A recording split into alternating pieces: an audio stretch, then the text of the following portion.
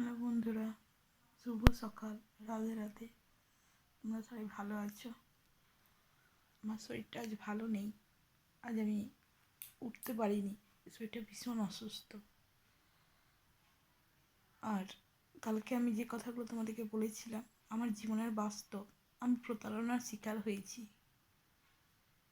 আমি বুঝতে পারিনি বন্ধুরা যে এইভাবে আমাকে কেউ ঠকাতে পারে, একটা মেয়ে হয়ে একটা মেয়ের সর্বনাশ করতে পারে। আমিও এরকম প্রতারণার শিকার হয়েছি বন্ধুরা। আমার যে শাশুড়ি, তিনি আমাদের বাড়ি গিয়েছিলেন। আমাদের বাড়িতে 3 দিন 4 দিন থেকে তখন আমার বাবা মারা যায়। তখন আমার বাবার মারা যাওয়া 2 দিন হয়। আমাদের মনের পরিস্থিতি কাউরই ভালো ছিল না। আমরা তখন আমারও মনের পরিস্থিতিটা ভালো ছিল না, কারণ আমার বাবা মারা যাওয়াতে আমি অনেকটাই ভেঙে পড়েছিলাম। আমি বুঝতে পারছিলাম না যে আমি কোথায় যাবো এবার বাচ্চাটাকে নিয়ে। কি হবে আমার? যদি আমার ভাই আমার বিয়ে ঠিক করেছিল অন্য ছেলের সাথে, তারই মধ্যে আমার শাশুড়ির আগমন হয় ওখানে। তিনি ওখানে যেয়ে কাঁদাকাটি করেন, হাত পায়ে ধরেন আমার মায়ের, আর বলেন যে আমি আপনার মেয়েকে ভালো করে রাখবো, আপনার মেয়েকে সুখে রাখবো। কিন্তু তাও আমার পরিবারে আমার ওনার কথা শোনেনি, বলেনি যে আমি ওনার মেয়ের সাথে আমার মেয়ের সাথে আপনার ছেলের বিয়ে দেবো, একবারও বলেনি। কিন্তু প্রতিনিয়ত আমার শাশুড়ি আমাকে ফোন করে বলতে থাকে যে তুমি যদি না আসো তবে আমার ছেলে মারা যাবে, আমার ছেলেকে বাঁচাও, আমার ছেলেকে বাঁচাও, তুমি আমার ছেলের জীবন ভিক্ষা চাইছি।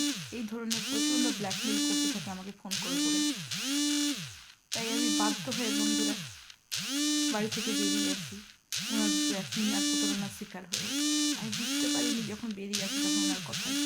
আমি ভেবেছিলাম যে উনি একজন খুব ভালো আর ভদ্র মহিলা, কিন্তু বন্ধুরা বিশ্বাস করে আমি বুঝতে পারিনি উনি এত চিটিংবাজ আর এত প্রতারণা, এত ব্ল্যাকমেল করে আমাকে এখানে নিয়ে এসে আজ আমার শরীরের এরকম হাল উনি করবেন।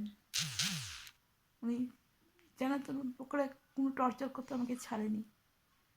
আমার নামে লোন নিয়ে পালিয়েছে, লোন নিয়ে চলে গেছে।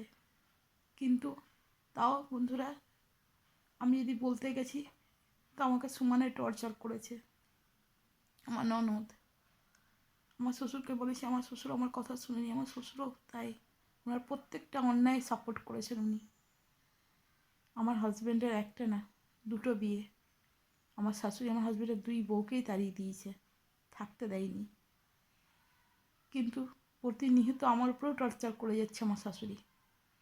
লোন নিয়েছে, লোন নিয়ে টাকা পয়সা সব নিয়ে সে মেয়ের বাড়ি চলে গেছে। আর তারপর ওখান থেকে আমাকে হুমকি দিচ্ছে, 2-4 জন লোককে আমার পিছনে লাগিয়েছে, এভাবে আমাকে টর্চার করছে। তোমরাই বলো বন্ধুরা,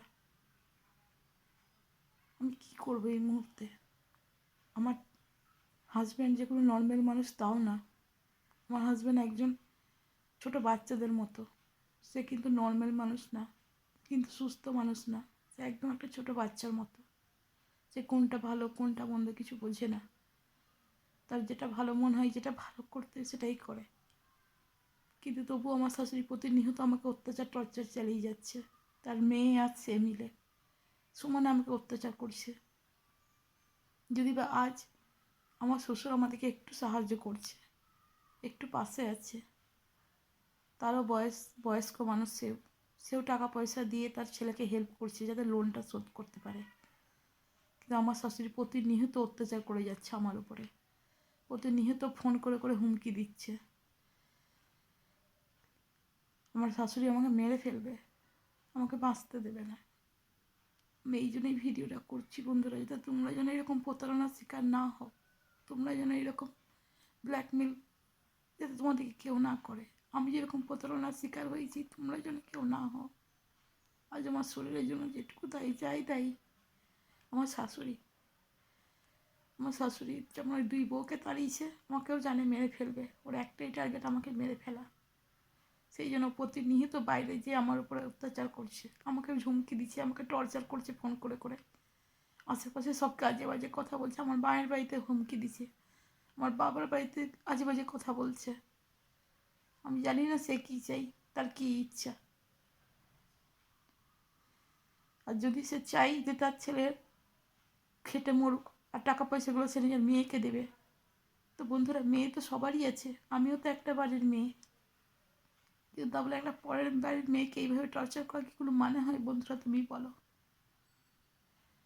আমার হাজব্যান্ড সত্যি একটা নর্মাল মানুষ নয়। তোমরা হয়তো আমার হাজব্যান্ডের সাথে দেখোনি, আমি তোমাদের হাজব্যান্ডকে কালকে দেখিয়েছিলাম যে খাবার খাচ্ছিল। আমার আর কিছু বলার নাই বন্ধুরা তোমাদেরকে।